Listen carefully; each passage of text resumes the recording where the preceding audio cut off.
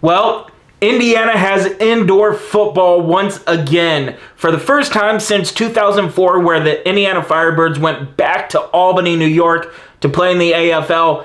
The state has indoor football with the newest team of the Indoor Football League, the Fishers Freight. As you see, I have a Freight shirt on.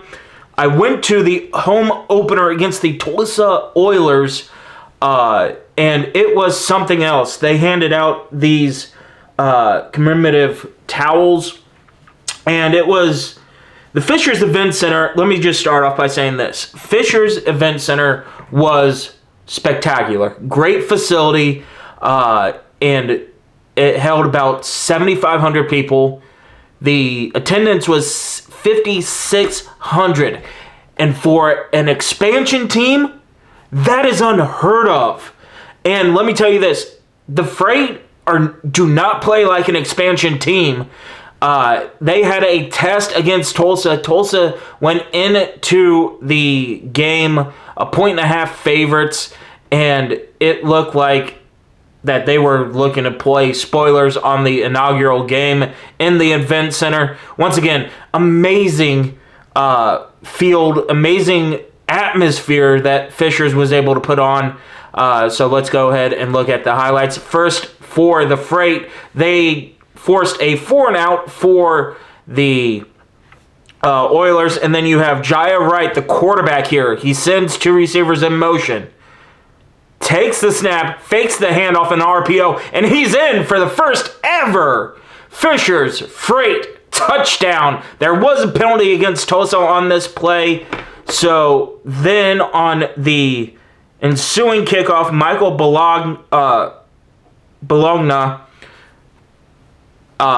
is up here, and he is going to do a little Pat McAfee. He kicks it to himself, onside kick, and all of a sudden Fisher steals a possession.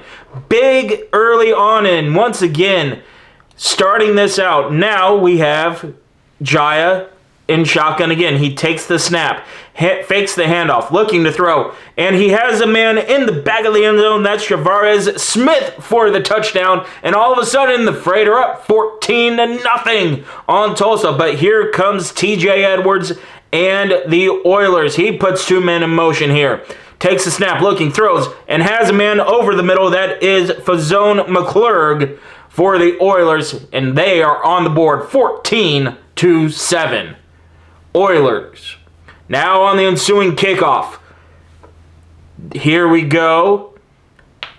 And Tulsa kicks it away. Squib kick, because that Jumbotron is hanging low. And all of a sudden, Fishers has a breakaway. They will go to the 10, the 5, and down around the 6. There's a penalty.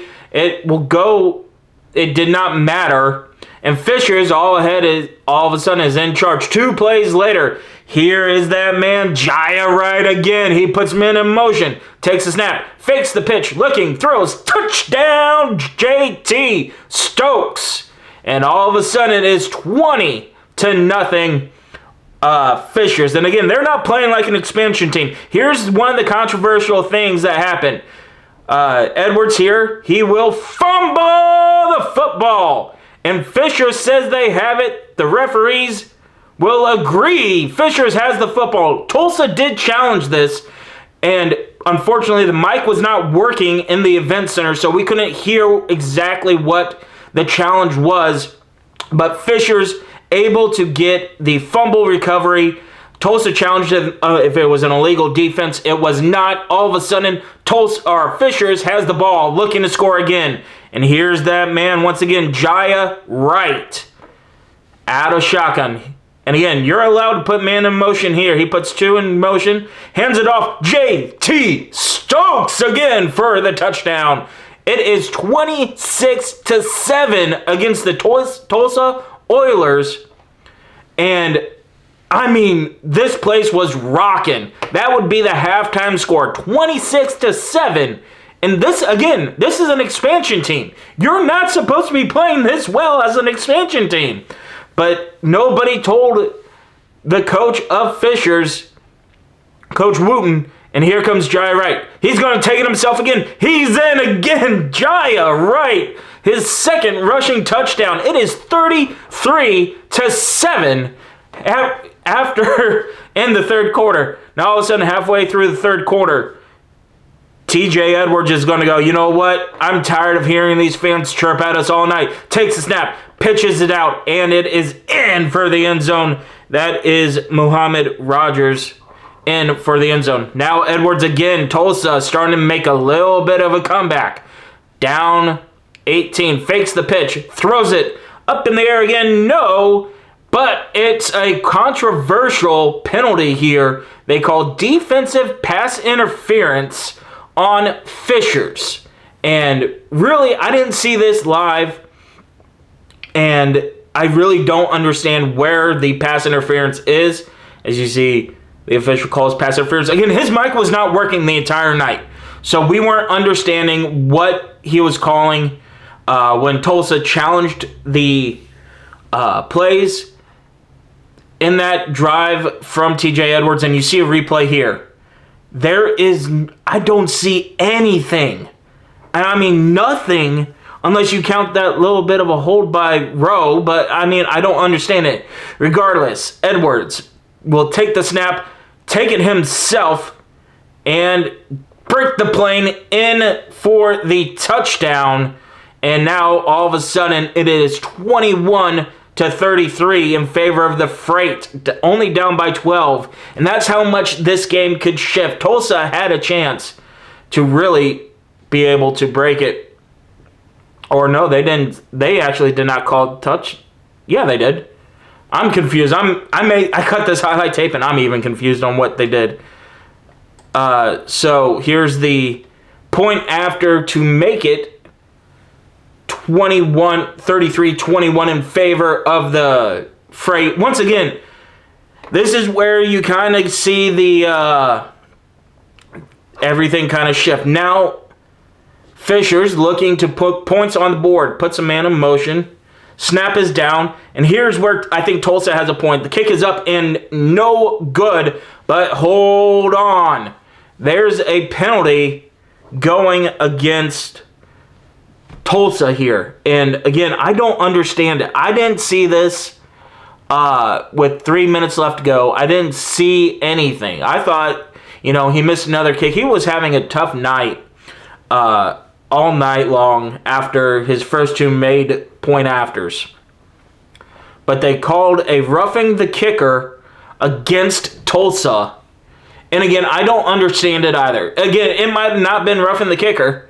It might have been something else. We couldn't hear in the stadium what the penalties were. That's just a little opening night bugs to work out. But it gave Fishers the opportunity here. And Jaya Wright, once again, puts him in motion, takes a snap, fakes the RPO, takes it himself, and he's in again.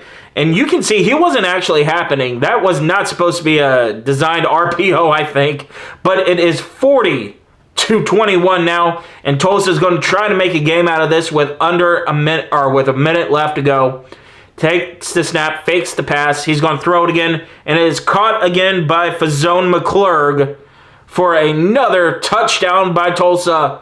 And they will attempt a 2-point conversion to make it 28-40.